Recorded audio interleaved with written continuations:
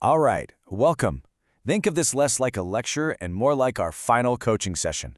We're getting you ready for the field. Today, we're not just going to review some info. We are going to prepare you to be a powerful change agent. Okay, so as a peer support specialist, you've got a ton of skills, right? But I want you to think for a second. What's the single most powerful tool in your entire toolkit? The one that creates real, lasting change. You might think it's empathy, and you're close. Empathy is absolutely the foundation. But the real power? It comes when you turn that feeling into action. And that, my friends, is advocacy. It's the difference between feeling with someone and fighting for and with them. It's an active, dynamic skill. So here's your mission. As a change agent, your job is to dismantle what we call the external injury of judgment. Think about it like this. Trauma is an internal injury, right? But stigma? That's inflicted from the outside.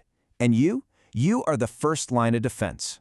And listen, stigma isn't just about hurt feelings. It's so much deeper than that. It's a destructive force that can completely stall a person's recovery journey. It's that little voice whispering in their ear, why even try? The world has already made up its mind about you. Our job is to help silence that voice. All right, so to defeat this thing, we got to know how it works. Let's decode stigma's formula. You have to know your enemy to defeat it, right? So we're going to break it down, look at its architecture, and see exactly how it's built. That's how we find the weak spots where we can intervene. And you know what? The formula is actually pretty simple, but it's incredibly dangerous. It all starts with a thought, a negative belief, a stereotype. That thought then sparks an emotional reaction. That's prejudice. And that feeling, well, that leads to a behavior, an action, and that's discrimination. See the chain? Thought, feeling, action. Our job is to get in there and break that chain right at the very beginning. So where does this stuff actually hide? Because that's the tricky part, right? Stigma isn't always some big, obvious monster. It's subtle, it can be woven into the policies at your workplace, into the casual language people use every day, and yeah, even into our own internal thoughts. So where do we need to be looking? Well, it turns out stigma operates on 4 different fronts. First, you've got public stigma. That's the big one, society's general prejudice. Then there's internalized stigma. And honestly, this one is just heartbreaking. It's when a person starts to believe all those negative public messages about themselves. Third is stigma by association. This is what affects families, friends, and even us as workers. And finally, you have structural stigma. This is the really sneaky one, because it's prejudice that's literally baked into the rules and policies of our systems. Okay, so how do we fight back against all this?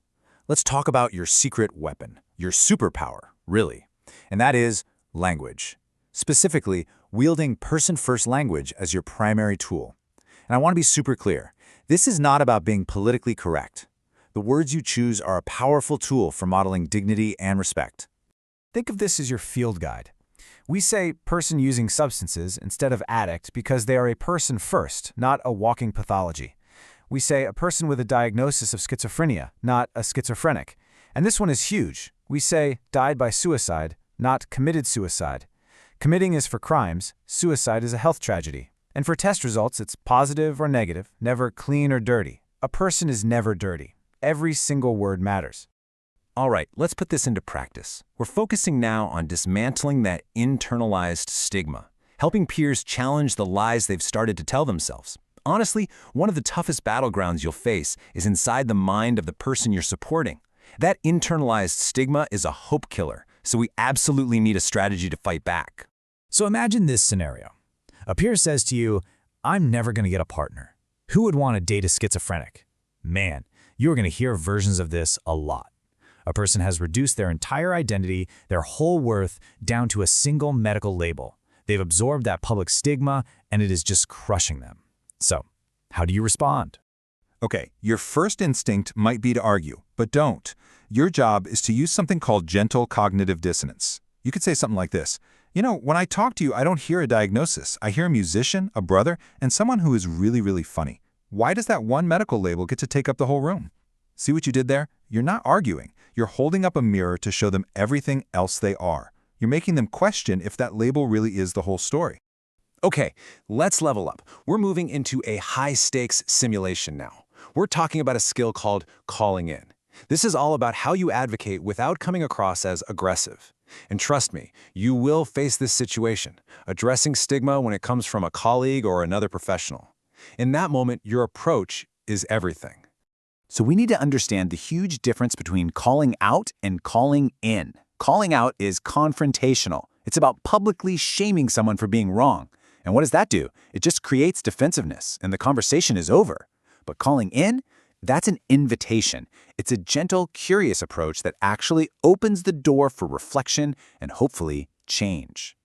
Okay, here's the scenario. Picture it. You're in a team meeting. A clinician is talking about a person you support and says, he is just being manipulative to get attention. Whoa, that's a classic stigmatizing label, right? You feel your heart rate go up. You want to jump in and defend the peer. But what's the most effective way to respond? Let's role-play this. The calling out approach sounds like this. That's incredibly stigmatizing language. You can't call people manipulative. Boom, a wall just went up. You can just feel the defensiveness in the room. Now, let's try calling in. Same situation, but this time you say, I wonder if what looks like manipulation is actually him trying to get a need met when he feels unsafe. Maybe he doesn't know how else to ask. Hear the difference?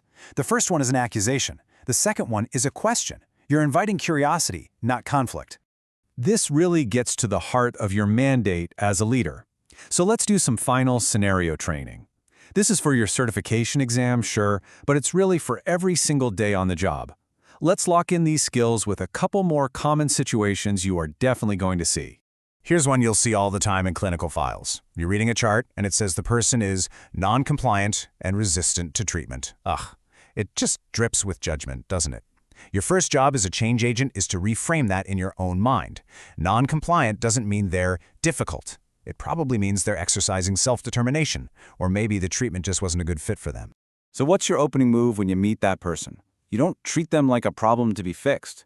Instead, you say something like this. Look, I'm not here to enforce some treatment plan. I'm here to find out what you want your life to look like. What's important to you right now? Just like that, you've completely dismantled the power dynamic. You've handed them back the keys to their own life. You've restored their agency. So let's wrap this up with your official change agent checklist. Keep this in your back pocket. Number 1, watch your mouth. Language shapes reality. 2, separate the person from the illness. They are not their diagnosis. 3, constantly ask, what's the real barrier here? Is it the person or is it the stigma? And number 4, call in, don't call out. Always educate with compassion. And that's where we'll leave it. Because this isn't just a job, right? It's a choice you make every single day, in every single interaction. So the next time you witness stigma, in a file, in a meeting, or in a peer zone self-talk, who will you choose to be? You have the tools. You have the mission. You are the change agent.